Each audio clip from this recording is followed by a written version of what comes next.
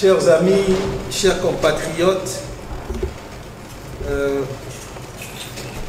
personnel au pluriel de la santé, aides-soignants, techniciens, laborantins, infirmiers, médecins, dans vos différentes spécialités et dans vos grades respectifs.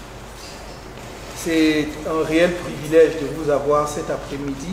Vous avez choisi d'être là aujourd'hui à l'invitation de votre compatriote qui aimerait partager avec vous quelques idées portant sur son programme ou sa vision du secteur de la santé, mais surtout aussi pour vous écouter. Merci d'être là cet après-midi. Je voudrais d'emblée vous dire le respect et l'admiration que j'ai pour votre profession, pour vos professions, pour vos différents corps de métier à l'intérieur du secteur de la santé. Pourquoi? D'abord parce que vous avez fait preuve d'une résilience admirable. Quand je me souviens qu'il y a une trentaine d'années, lorsqu'on a procédé à la diminution des salaires et à la dévaluation du franc CFA, j'ai parmi mes amis médecins, des proches membres de la famille médecins qui m'ont dit qu'ils touchaient moins de 100 000 francs CFA. Pourtant, vous êtes restés. Pourtant, vous avez continué à vous rendre dans vos formations sanitaires. Vous avez continué à soigner les Camerounais dans l'adversité. Vous avez payé un lourd tribut à ce que d'aucuns appellent la Covid-19. Je préfère le masculin, je ne sais pas pour quelle raison, mais ça sonne mieux, le Covid-19. On ne l'a pas dit assez et peut-être nous, Camerounais survivants, ne vous avons pas rendu l'hommage mérité par les circonstances.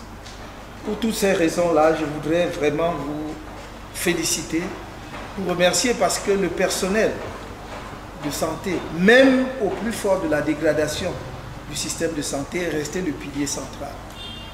Dans la difficulté que nous connaissons, parfois même nous sommes très sévères avec vous sans savoir justement tout ce que vous endurez pour continuer malgré tout de venir au secours des Camerounais. Ce dont je voudrais vous parler brièvement, c'est de manière schématique notre vision, les quelques idées que nous avons pour le secteur de la santé dans notre pays, le renouvellement, plus que la réforme, il s'agit en fait de repenser le système de santé. Et je compte sur vous pour,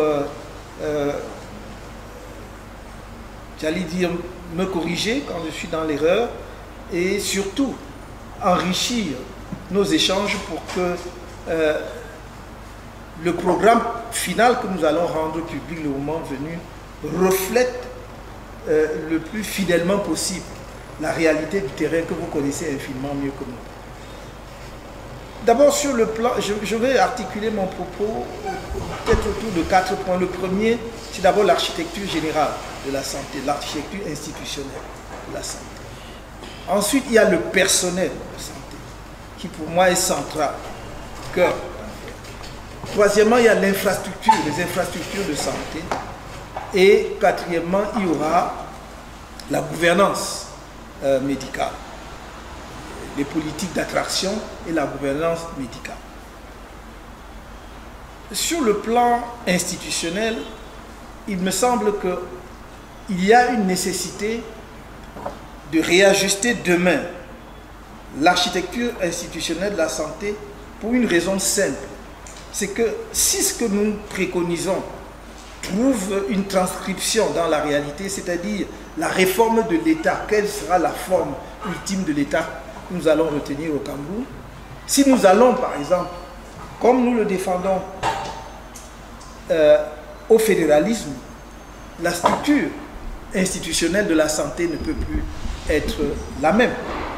Le niveau central restera le même.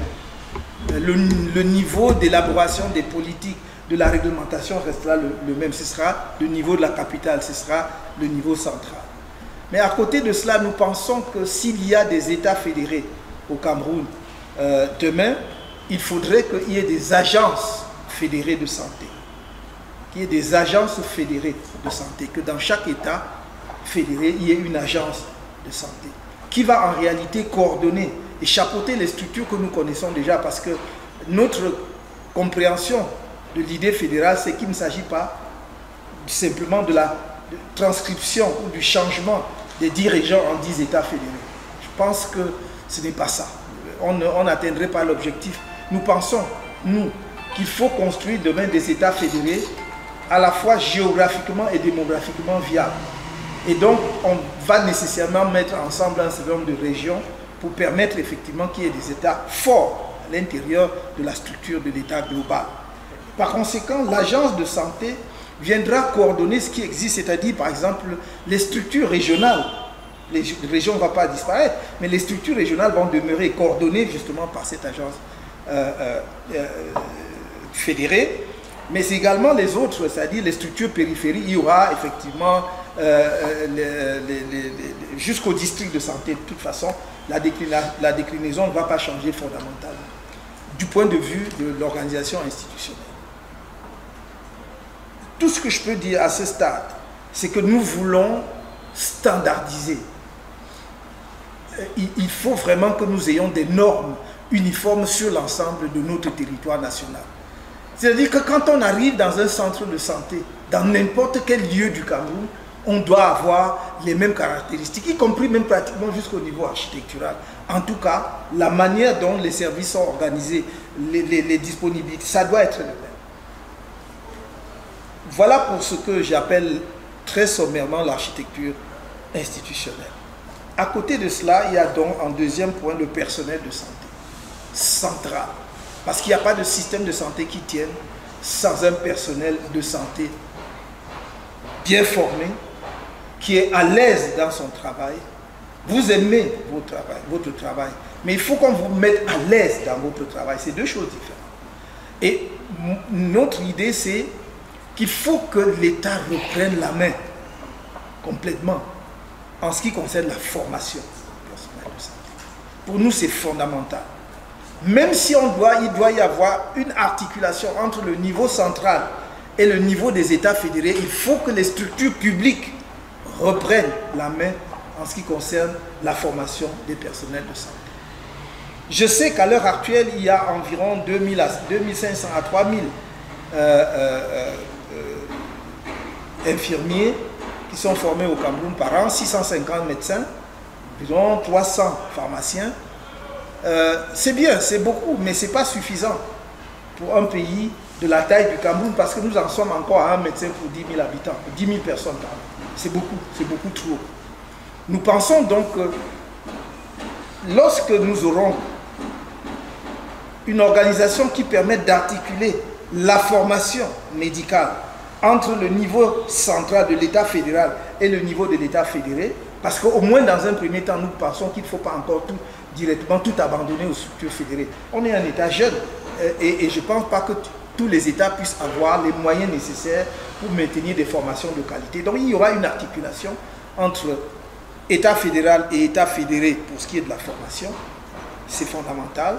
Il faudra vraiment que les concours soient sérieux, ou les sélections par classement, mais en tout cas, il faut qu'il y ait une sélection rigoureuse. Nous avons eu quand même pendant longtemps, si vous êtes là, c'est parce que vous avez été bien formés.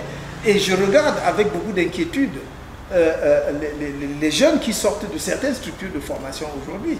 Il s'agit de notre vie à nous tous. Vous-même du personnel médical, si vous tombez malade, ce n'est plus vous qui êtes au contrôle de vous-même, c'est un autre collègue. Mais s'il est mal formé, le résultat sera le même. Donc il faut vraiment que l'on soit bien formé. S'il y a un secteur avec lequel on ne triche pas, c'est celui de la santé.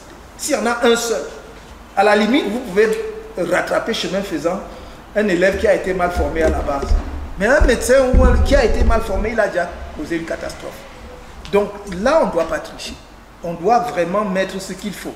Et c'est pour cela que nous mettons un point d'honneur à dire que tout Camerounais, tout jeune Camerounais qui passe le concours d'entrée dans une école de médecine sera boursier du premier jour jusqu'à la sortie.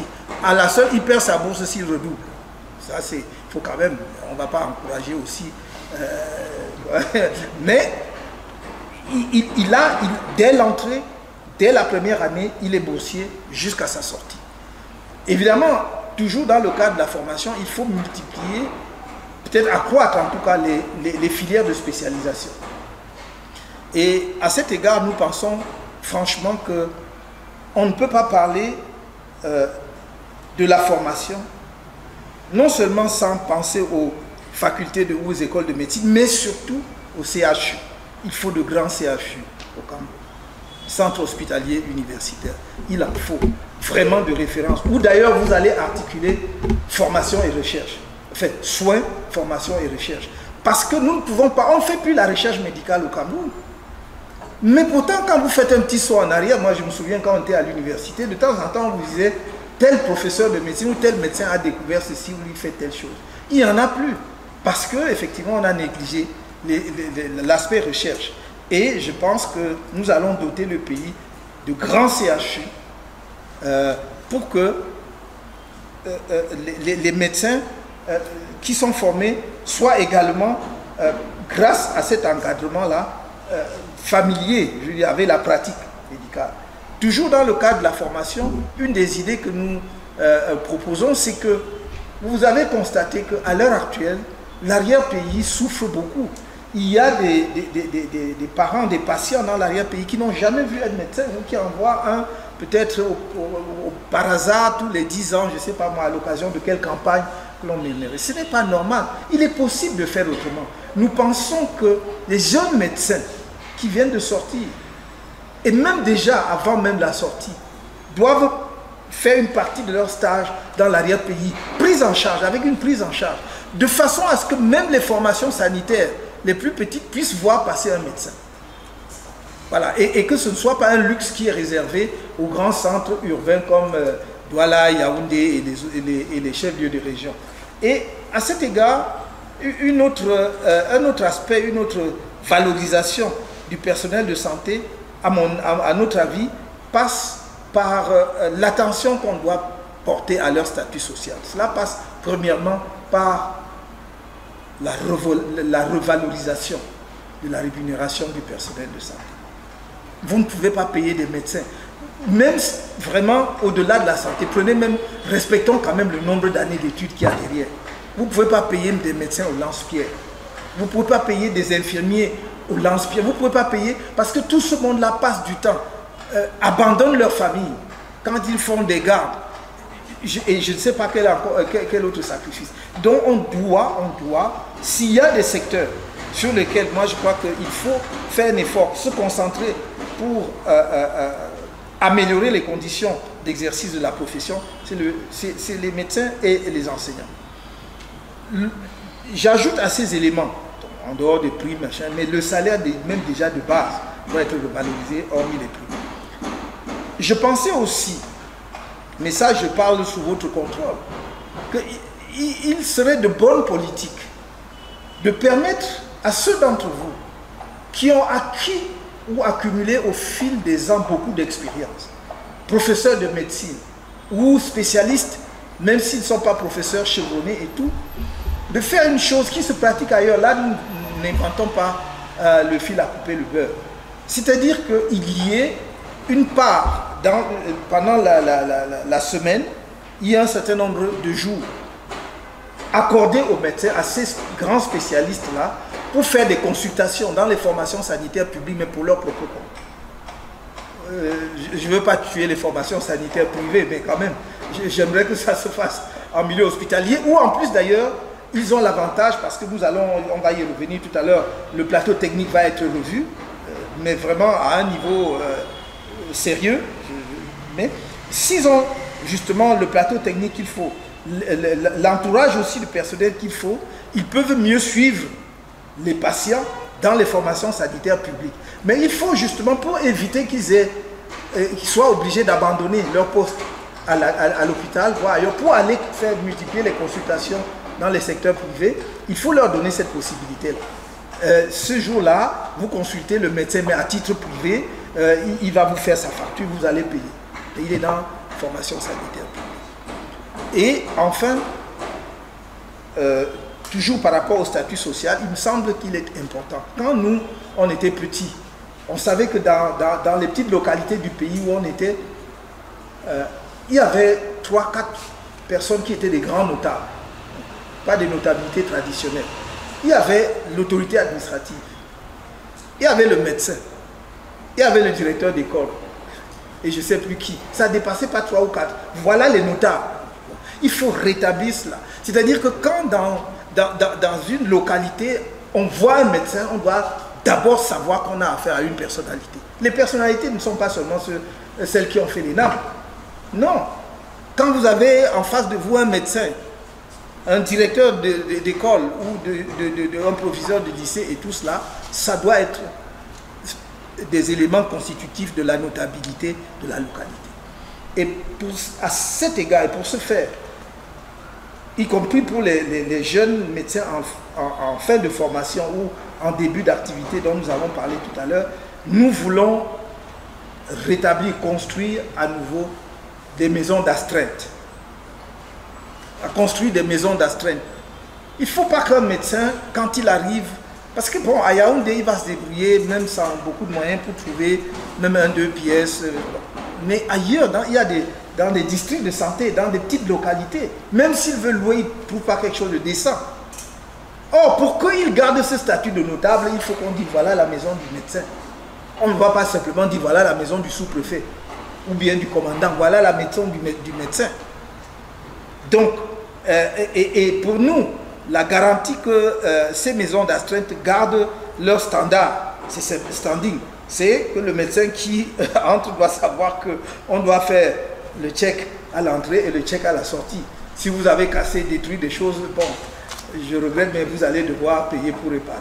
Mais il faut vraiment qu'il arrive, qu'il soit psychologiquement même déjà rassuré en arrivant, que j'ai une maison d'astreinte. J'ai préconisé la même chose d'ailleurs pour les responsables en matière d'éducation, c'est vraiment important. Un dernier point, pour ce qui est du personnel de santé, je voudrais que l'on réfléchisse et que vous réfléchissiez, peut-être pas tout de suite, mais si nous avons la bénédiction pour être en capacité de mettre cette vision en œuvre, que au cours des états généraux que nous entendons organiser à cette occasion, que l'on réfléchisse par exemple sur non seulement les cursus de formation, quelle est la durée vraiment que nous voulons. À l'époque, on commençait à 6 ans quand on a fait le CUS. Et c'était d'excellents médecins aussi. C'était des généralistes, mais ils savaient tout faire, y compris jusque bon. Mais aujourd'hui, c'est vrai que les problèmes médicaux se sont compliqués et tout. Mais est-ce qu'on fait une durée de 6 ans, de 7 ans? Comment? Voilà. Ensuite, comment est-ce qu'il est possible de faire des passerelles entre les professions, au sein du secteur du personnel de la santé, par exemple, entre des équivalences entre infirmiers et médecins après un certain temps? Est-ce que c'est possible? Je crois que j'ai vu des choses comme ça ailleurs. Est-ce que c'est bon? C'est pas tout ce qu'on a vu ailleurs n'est pas bon. Donc moi j'y vais là sur la pointe des pieds. Il faut que ce soit le personnel de santé qui réfléchisse lui-même et qui nous dise quelle est la bonne direction en la matière. Voilà ce que je dirais pour le personnel de santé. Et je résume. Reprendre en main la formation, mettre l'accent sur une formation de qualité. La nation, la société camerounaise doit mettre le prix qu'il faut pour que son personnel de santé soit bien formé. Et je dis à tous les niveaux, je ne parle pas que des médecins, même si dans mes exemples, souvent je cite les médecins, c'est tous les niveaux, que ce soit de l'infirmier jusqu'à l'aide-soignant. Formation donc, revalorisation du salaire, statut social, c'est-à-dire que la perception que les Camerounais ont de leur médecin doit changer, parce que c'est un notable dans la société, en tout cas au moins pour ce qui est des médecins. Donc, pour cela, j'ai indiqué quelles sont les mesures que nous pourrons prendre et cette idée éventuelle Troisième grand point, c'est les infrastructures de santé. Et j'allais dire même, j'y ajoute, j'aurais pu mettre avant, mais ici, la pratique médicale. La pratique médicale, Je vais liquider ça rapidement. Qu'est-ce que je mets dans la pratique médicale? C'est ce que je vois et qui m'inquiète énormément depuis de nombreuses années. C'est qu'il y a une prolifération des pratiques d'exercice clandestine de la médecine. Pas des gens qui ne sont même pas formés. Je vais vous raconter une anecdote. J'ai une de mes tantes qui est décédée il y a plus de 15 ans, alors qu'on avait envoyé de l'argent pour prendre en charge ses soins. Vraiment, les moyens conséquents. Et on m'appelle un soir, c'est la catastrophe, on y va, catastrophé, et on nous dit, je demande où est-elle, on l'a amenée chez quoi, son docteur, c'est comme ça qu'on dit. Ah bon, ok, son docteur, ça me rassure déjà, c'est la bien médecin.